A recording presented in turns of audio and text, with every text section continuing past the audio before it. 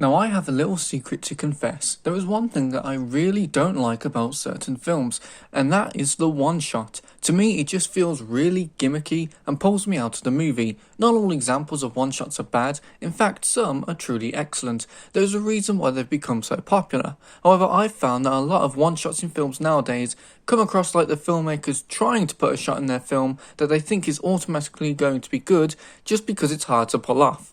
It doesn't help that I think audiences have gotten used to one-shots now and can spot the cuts. If the camera tilts up to the sky, there's a cut. If the camera for some reason goes really close to someone's back, there's a cut. It's one of those things where it's been done so many times now you can't help but compare them to one another, and most of the time they, at least for me, fall short of what inspired them to do a one-shot in the first place. One-shots aren't the only filming technique that I'm not the biggest fan of, as I also really hate split diopter shots. At least with one-shots I can point to examples that I liked. I genuinely can't think of a split diopter shot that I like. Obviously these feelings are mine on my own, and films are subjective. You can hold whatever opinion you want of both one-shots and split diopters.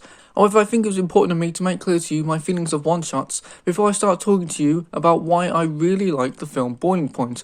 A film that was done completely in one shot. And by completely, I mean completely. There are no hidden cuts in this film. No camera trickery to hide the merging of takes. No, this is a film that was genuinely all done in one shot. In fact, I believe there are only 4 takes for this film in total, and I think they went with the second one. But regardless, it is impressive that they got this 90-minute film done in one seamless take. The reason why this film, in my opinion, surpasses what I refer to as a gimmick is because if this film was not done in one shot, then it would just be boring. A lot of one-shot scenes absolutely could still work even if they weren't done in a single shot, but Boiling Point would be nowhere near as good as it is if it wasn't done in a single shot. The reason for this is because of the subject matter that Boiling Point is dealing with. The film stars the always magnificent Stephen Graham as Andy Jones. Andy Jones is the head chef of a restaurant, and throughout the film he has to deal with a lot of problems. Whether it be customers, management or the staff he works with, there's always something going on that he has to try and mitigate. And that's ignoring the fact that he has to cook to a high standard every now and then. The picture I'm trying to form for you is that working in this restaurant for Andy is very hectic and weighs heavily on him. Shooting the film as a one-shot illustrates this to the audience perfectly, as the camera is always moving from one thing to another. There's always something that the audience needs to switch their attention to and things that the audience needs to keep track of, just like our lead character does. This one shot gives the audience some semblance of what Andy goes through, as it feels like the night is never ending. Had this film had multiple different shots and loads of different camera angles and constant lighting changes and yada yada yada, then I think a lot of tension and the perfect pacing of the film would have been lost. Making this film a single and one-shot scene from start to finish was the best decision that the director could have made, and the entire crew deserves pats on the backs for not only pulling it off, but also making a fantastic film. There are a few things that I feel hold the film back in terms of character and story, which I'll discuss shortly, but overall Boiling Point is a very tight, compact film, and for the most part, nothing that the film showed me felt superfluous. I've mentioned that Stephen Graham is wonderful in the film, and all the acting is really. Everyone got the memo that they needed to bring their A-game to the set, and not a single performance drags the film down. However, if I was to highlight the creme de la creme in the film, then I will talk about 4 actors who stood out to me. The primary reason these 4 stood out to me was mainly due to their screen time, because the rest of the cast absolutely deliver phenomenal performances that are better than the majority of performances that you see in other films. But for me, the 4 highlights are of course Stephen Graham as Andy Jones, Vinette Robinson as Carly, Ray Panfaki as Freeman, and Jason Fleming as Alistair Skye.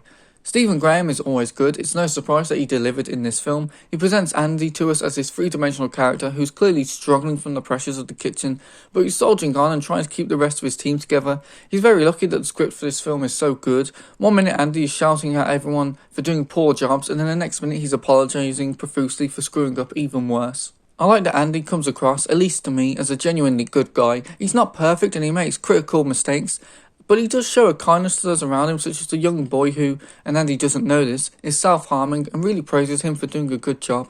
He also sticks up for the people he works with, and whilst he may make mistakes, at least he takes ownership of the mistakes. Yeah, he apologises a lot, and of course it makes sense that some of the characters will get sick of it, but at least he never really tries to pass the blame, something that the film makes clear he absolutely could do.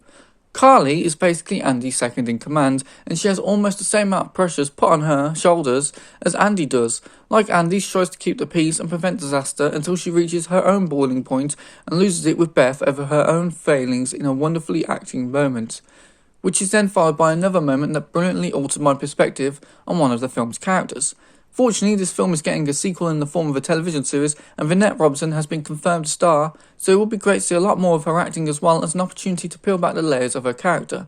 Freeman is quite different to both Andy and Carly. He's far more hot-headed and is much more liable to let his emotions get the better of him. He usually has to be calmed down by either Andy or Carly. Ray Panfaki does a great job of making his anger seem realistic. The character doesn't explode. He doesn't scream his lungs out. He instead is clearly under pressure due to his work environment, and because he's already tense, little things bother him even more than they would. I like that I got this from his performance. He was subtle with it. He didn't overplay it. I really hope he returns for the TV show. Lastly is Jason Flemyng, who's an actor whose work I'm quite familiar with. I've seen enough of him that I know he's a great actor, and his performance in this film was no different. He was the antagonist in this film and the character you liked least. However, he wasn't a mustache-twirling villain or even someone I would necessarily consider a bad guy. He felt very real. He was a narcissist and was someone who clearly thought very highly of himself. He constantly puts Andy down just to make himself feel better, and near the film's end you could see how someone in his position could abuse his power to make things go his way. He's a very realistic antagonist, and I wouldn't be surprised if he brings up memories for a few audience members who have dealt with people like him. I did say that there were some things in the film that hold it back, and those things would be the subplots.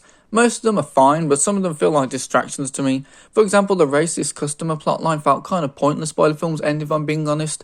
You could argue that these distractions do serve the narrative as they drive this feeling of being in a kitchen and having to juggle multiple things while keeping your eye on everything that's going on around you. And that's true. Plus, you could argue that these plotlines act as red herrings, as you don't know where they could lead, as you know at some point the film will reach its titular boiling point. I just wish that there was a bit more development and substance to them, but this is a minor gripe in the face of everything that the film does well. The biggest being getting me to gush over a film that pulled off the one shot in a way that I didn't feel was gimmicky and actually of significance to the film. Boiling Point is a really good film, and I'm really looking forward to the TV series, and I know that if you've seen the film, then you'll be feeling the exact same way.